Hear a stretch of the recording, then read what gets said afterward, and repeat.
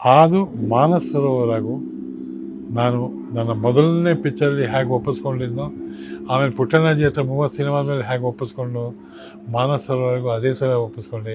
ಇನ್ನೂ ಜಾಸ್ತಿ ಭಯ ಭಕ್ತಿಯಿಂದ ಬದಲಾಯಿಸಿದ್ರು. ಸರ್, ಎರಡು ಟರ್ನಿಂಗ್ ಪಾಯಿಂಟ್. ಒಂದು ಪುಟ್ಟಣ್ಣ ಕಣಗಾಲ್ ಅವ್ರದ್ದು, ಇನ್ನೊಂದು let's remember doctor P B Srinivas ಅವರ ಕಮ್ ಬ್ಯಾಕ್ ಹಿನ್ನೆಲೆ ಗಾಯನದಲ್ಲಿ. ಸೊ ಒಂಥರ ದೊಡ್ಡ ಮಟ್ಟದ ಬೆಳವಣಿಗೆ ಅದಿಲ್ಲ ಅಂತಲ್ಲ. ಅಲ್ಲಿ ಪಿ ಬಿ ಶ್ರೀನಿವಾಸ್ ಅವರು ಬೇಕಾದಷ್ಟು ಹಾಡಿದ್ದಾರೆ. ಅವರು ಅಂತ ಗಾನಗಂಧರ್ವ ಅವರು. ಆದರೆ ಅವರು ಆ ಚಿತ್ರದಿಂದ ವಾಪಸ್ ಬಂದರು ಅಂತಲ್ಲ. ಅಂದ್ರೆ ಅಣ್ಣವ್ರಾಗ್ಲೇ ಅವರ ಧ್ವನಿಯನ್ನ ಬಂದಾಗಿತ್ತು, ಅದು ದೊಡ್ಡ ಮಟ್ಟದಲ್ಲಿ ಹಿಟ್ ಆಗಿತ್ತು. ಪಿ ಬಿ ಶ್ರೀನಿವಾಸ್ ಅವರು ಮತ್ತೆ ಚಿತ್ರ ಜಗತ್ತಿನಲ್ಲಿ ಆ ಹಿಂದೆ ಇತ್ತಲ್ಲ ಆ ವೇಗವನ್ನು ಪಡ್ಕೊಂಡಿರ್ಲಿಲ್ಲ ಸರ್. ವೇದಾಂತಿ ಹೇಳಿದನು ಅಂತಲ್ಲ, ಅವಾಗಿಂದ ಅದು ಆಯ್ತು.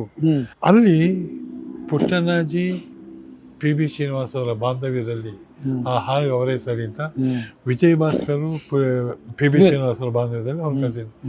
ನೀನೇ ಸಾಕಿದ ಗಣಿ ಅಂತ ಹಾಡನ್ನ ಬಾಲಸುಬ್ರಹ್ಮಣ್ಯ ಕೊಟ್ರು.